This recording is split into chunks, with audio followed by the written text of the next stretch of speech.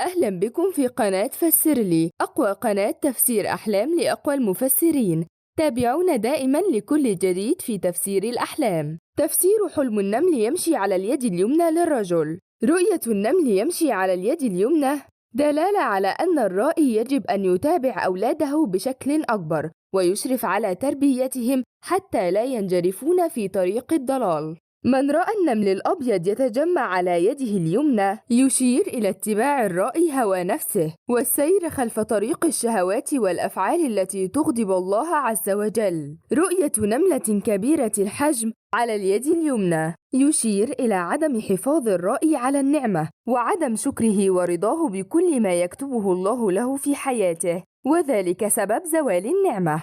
من رأى عدد كبير من النمل في المنزل ويمشي على يده اليمنى دليل على سفر عدد كبير من الأفراد في عائلة الرائي وانتقالهم للعيش في مكان آخر أو هجرته إلى دولة جديدة. رؤية النمل يحمل طعاما على اليد اليمنى دلالة على سرقة الرائي من أحد الأفراد في عائلته ممن يحسدونه على النعم الموجودة في حياته ويتمنون زوالها. من رأى أن النمل يجرح يده اليمنى دليل على مرور الرائي بمشكلة عصيبة خلال الفترة القادمة، وذلك بسبب اتخاذه قرار متسرع دون التفكير فيه. رؤية إطعام النمل الذي يمشي على اليد اليمنى دلالة على أنه يحسن إلى أشخاص منافقين ويظهرون له عكس ما في قلوبهم ويحاولون إيقاعه في المشكلات. من رأى أنه يشعر بالحزن بسبب النمل الذي يمشي على يده اليمنى إشارة إلى سماع بعض الأخبار السيئة في الفترة القادمة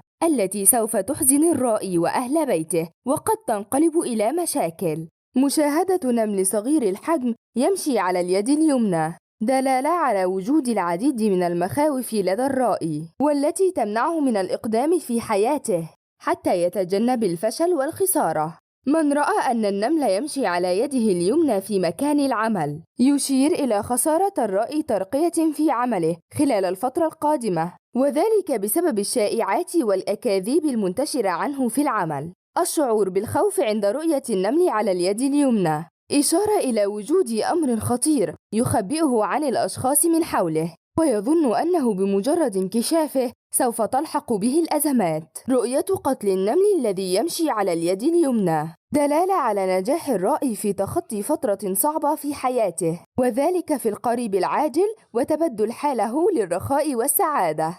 من رأى عدد كبير من النمل على يده اليمنى يدل على وجود العديد من المنافقين من حوله ممن يضمرون له الحقد والحسد ويحاولون تدبير المكائد له من أجل إيذائه. رؤية النمل الأحمر يمشي على اليد اليمنى دليل على قدوم العديد من التغيرات الإيجابية في حياة الرائي وذلك على صعيد حياته المهنية والاجتماعية. شكرا لكم على وصولكم إلى هنا ونتمنى لكم أحلاما طيبة، ولا تنسوا متابعتنا للمزيد من تفاسير الأحلام والرؤى على قناة فسر لي.